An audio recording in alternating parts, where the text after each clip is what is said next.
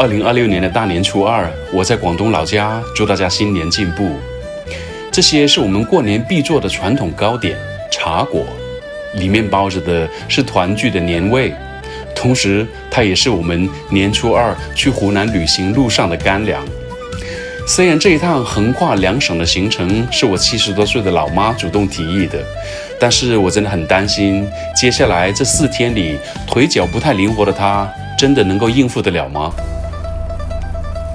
經常會有泰國的朋友問我，中國現在這麼強大，這麼繁華，為什麼還要跑到泰國去生活？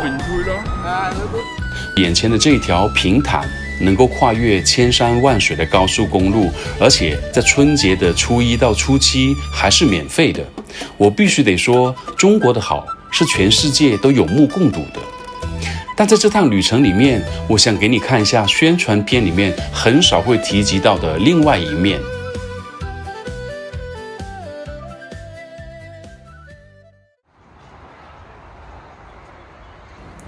中國人的以家庭為單位的觀念，是汽車成為必需品的重要原因之一。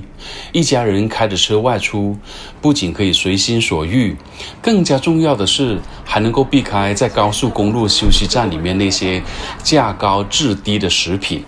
在中國，連8歲的小孩都知道，在景區和休息站賣的都是天價的商品。所以我們自備了滿滿一車的乾糧，打算餓了就在中途對付一口。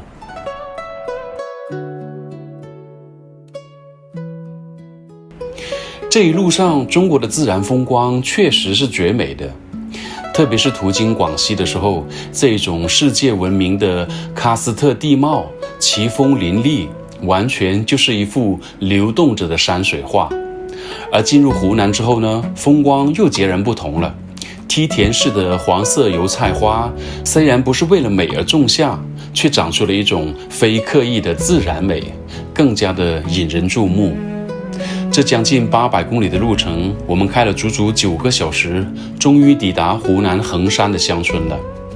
溫度從廣東的30度驟降到了8度，再加上高達85%的空氣濕度，體感更加的濕冷刺骨。但是因為這裡處於中國南北分界線以南，加上真正寒冷的時間只有2-3個月，所以是沒有集中供暖的。而且湖南的夏天可並沒有比泰國要客氣多少啊，所以為了散熱，房子的牆體通常都不怎麼保溫，即使開空調的暖氣也不太留得住，電費貴，效果也差，也就沒幾個人願意開了。這個時候，當地人的生存智慧出現了，就是這種在桌子下面放一個暖爐，再用長長的桌布把熱氣兜在裡面，大家圍坐在一起的時候，像是蓋被子一樣蓋住大腿，既親密也保暖。這個也是我對衡陽這裡最大的記憶點。至於朋友家裡面的狀況，我就不把鏡頭對着他們了，因為不想給別人帶來麻煩。中國人和老撾人都一樣，知道是有些話不能說，有些東西不可以拍，特別是關於國家這2個字。這一點隨性習慣了的泰國朋友可能就不太理解了。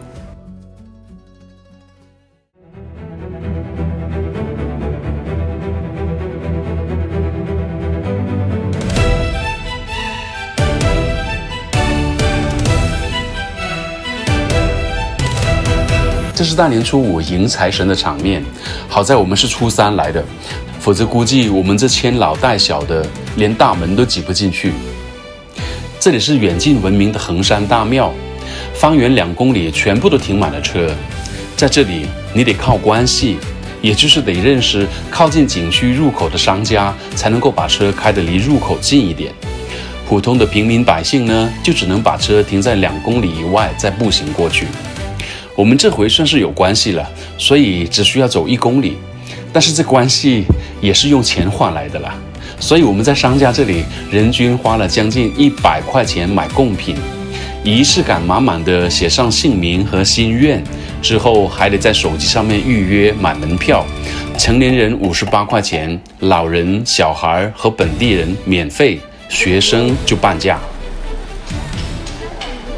我這個 vlog 的主題是一個老人家在這種風光的熱鬧的景區裡面受不到任何的照顧，多麼的悲慘，走在那個景區這裡。就這樣走了1公里之後，原本還興致勃勃的老媽，腳步已經明顯變得沉重了。某書上面還說，逛這一個大廟有很多的規矩，比如說跨門檻的時候得男左女右，還得去摸一摸錢幣形的窗花，摸摸通道裡面的牆壁和屋頂，還有這些雕塑的尾巴、嘴巴等等，這些老媽都是根本擠不過去的，就只能遠遠地看着了。進到了大廟中心的集中燒香區，他更是被徹底的擠到了一邊。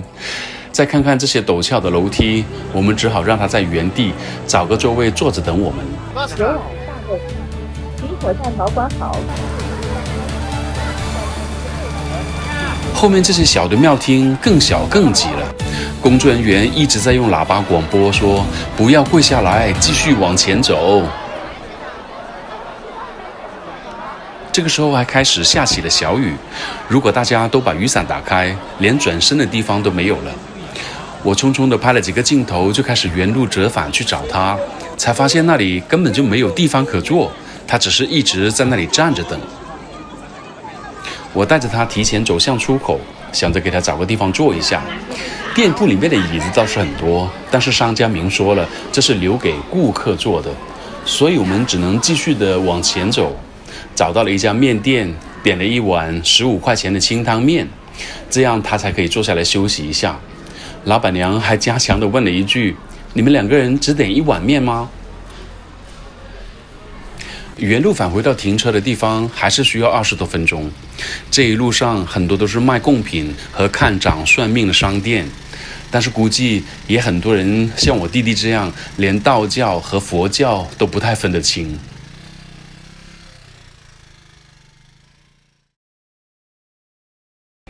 我湖南的朋友非常的熱情，說要帶我們去下一個很熱鬧的網紅景點，很近的。但是年輕人說的很近，是至少30分鐘車程的那種，和老媽以為的很近，可並不是同一回事。光是從停車場這裡走進去，又得10多分鐘。路口有共享輪椅，15塊錢1個小時。我們說要不要拿來推着老媽走，結果被他罵了一頓。估計他也並不是嫌棄這種路面不適合推輪椅，只是不太能接受別人用異樣的眼光來看他罷了。因為不知道裡面還有多長，我就勸他在步行街裡走一小段算了，再買些小零食在路邊對付一下。幸好他沒往裡面走，這些為了造景搭建的木質棧道又濕又滑，我親眼看到差點摔倒的都至少4個。這裡的商業人氣和購買力確實是驚人的，但是尷尬的是，這麼多的小吃攤，你卻找不到一個可以坐下來吃的地方。大家又怕擋了別人的道，又怕弄髒地面，於是端着小吃看了一圈，發現全場最佳最理想的就餐區，竟然是在垃圾桶的旁邊。從這裡出來，老媽的體力已經徹底用光了，只能讓人把她先送回家。年輕人呢，就繼續轉戰另一個網紅景點橫山渡，那裡曾經是一個渡口，現在建成了步行街，管理還挺人性化的。為了解決停車難的問題，在2公里以外就設有停車場，再用免費的擺渡車接送遊客。就這樣，我們走走看看，最後又去買了湖南的另外一個特產煙花。網上現在有個梗說，湖南負責生產煙花，廣西負責燃放。我其實不太懂這個梗，我只是知道在我們老家，今年突然開始嚴禁放鞭炮了，每個廟的門口都有警察在把守。村裡面的微信群還通報說，有3個人因為不守規矩，大年初一的被警車拉走了。讓村民想不通的是，相隔不到1公里的鄰村卻可以大放特放。而令我想不通的是，群裡面有近100號人，從發布這條規定開始，居然沒有一個人跳出來問一句為什麼。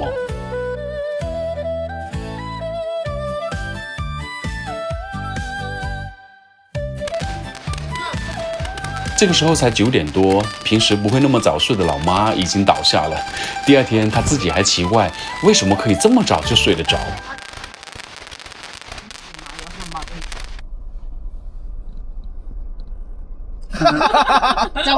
風都勁呢，這台車走錯道了，在直行道上面又想左轉，所以有些車讓他，有些車不想讓。我們從衡陽到長沙短短的100多公里，因為春運堵了3個小時。到了最核心區的五一廣場的時候，光是排隊進停車場就耗了半個小時，最後還得給看門的大叔遞煙送水，才給我們放了進去。我知道這裡是省會，人一定不會少，但是當你真正看到眼前的景象的時候，你真的會忍不住被镇住。我們要過去對面是嗎？对。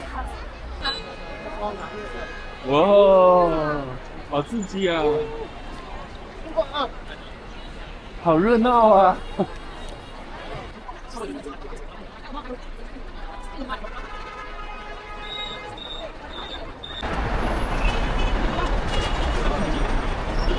喂，有冇解票啊？你喺度撞過啊？咩啊？我噏緊婆婆㗎嘛，啲人係咁衝就咁衝，即係分分鐘會撞到佢㗎喎。上次上海嗰踩死人咪就係咁咯。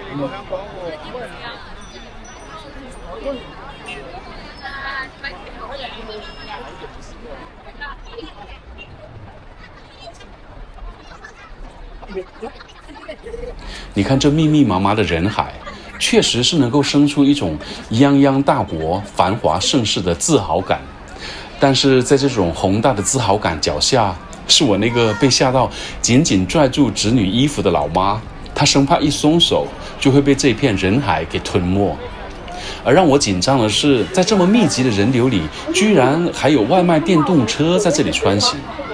肉身和電車被迫在同一條賽道上面博弈，這根本不是同一個量級的較量吧。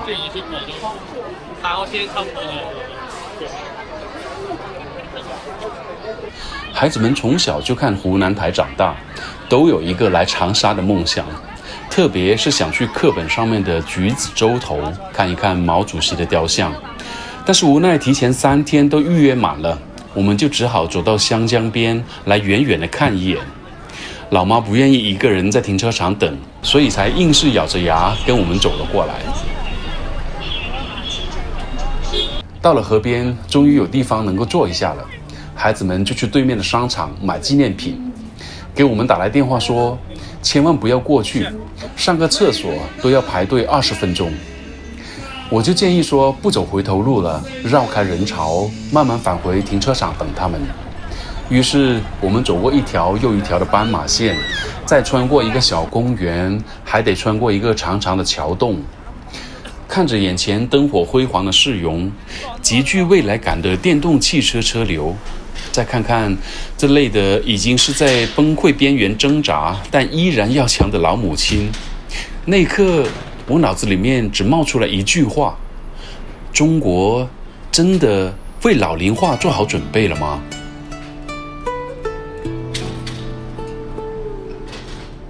中國的高速公路真的是很棒，懸在半空中的高架橋，穿過連綿大山的隧道，基建狂魔絕對不是浪得虛名的，這就是它的好，是它實打實的強大。但是這種強大，難道就真的容不下一個走得慢的弱者嗎？我知道看到這裡肯定會有朋友反駁我說，是你太矯情了，這就是現實，全世界都是資本主義，哪裡都是弱肉強食的。你說的對，生存法則在哪裡都一樣。但是作為一個在泰國生活了2年多的人，我看到了一個最大的區別，在於一個詞叫做緩衝地帶。在泰國或者世界上很多哪怕沒有那麼發達的地方，社會也都是會慕強，但是它給弱者、給慢下來的人留出來了一個緩衝的地帶。不會用智能手機的老奶奶依然可以在街邊擺個小攤收着硬幣，一個走不動路的人可以在夜市隨便拉張免費的破塑料凳坐一個晚上。這種慢和不規範雖然看起來不夠現代化，但是它給了普通人一份最後的體面。而我們現在的不好，不是在於我們有競爭，而是在於我們把效率追求到了一個極致的地步，以至於把所有的緩衝地帶都給拆除了。為了市容，街邊免費的破凳沒有了；為了高效，人工售票窗口沒有了。你不會用小程序，你就進不了景區的門。為了速度，人行道的綠燈時間越來越短，腳步慢一點的老人過個馬路要像衝刺一樣。是的，全世界都容不下弱者，但是在很多地方，弱者至少還有一個角落給他喘一口氣。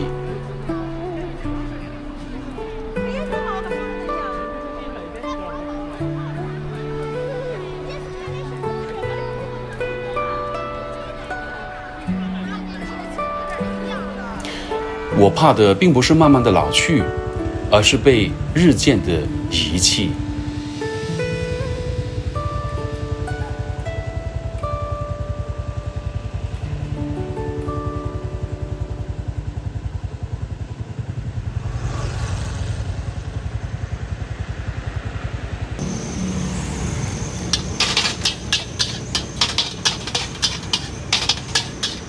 老媽媽剛給我炒飯。